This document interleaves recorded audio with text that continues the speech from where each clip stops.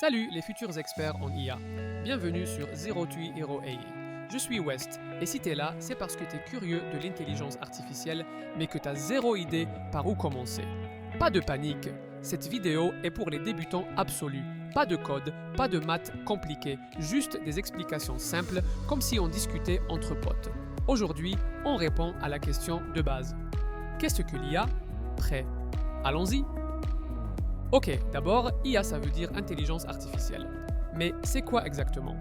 Imagine, l'intelligence humaine c'est quand toi, tu apprends de tes expériences. Par exemple, tu touches une plaque chaude, tu te brûles, et la prochaine fois, tu sais que c'est dangereux. L'IA c'est pareil, mais pour les machines. Au lieu de leur dire fais ça étape par étape, on leur donne des tonnes d'exemples.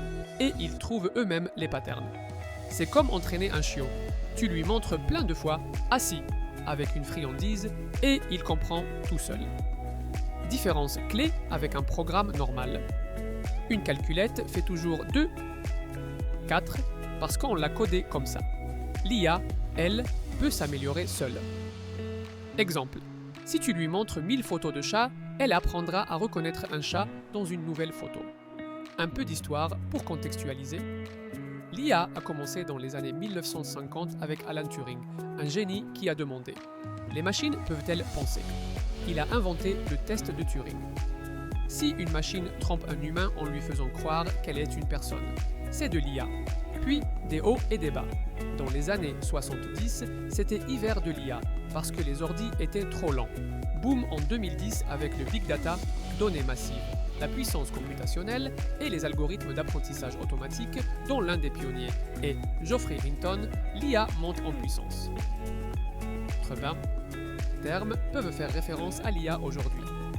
Machine learning, l'IA qui apprend des données, deep learning avec des neurones artificiels inspirés du cerveau.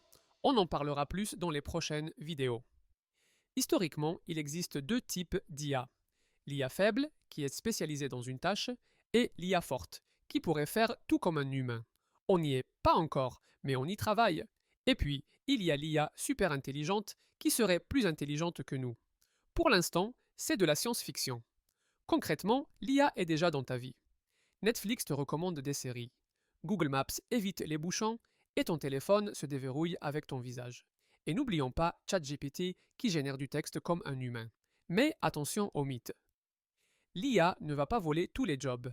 Elle en crée et se rapidement transformera la plupart des métiers. Petit quiz.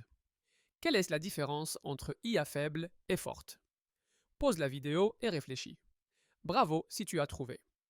L'IA faible est spécialisée, tandis que l'IA forte pourrait tout faire comme un humain. Voilà, tu as maintenant les bases de l'IA. Dans la prochaine vidéo, on plongera dans son histoire avec des anecdotes folles.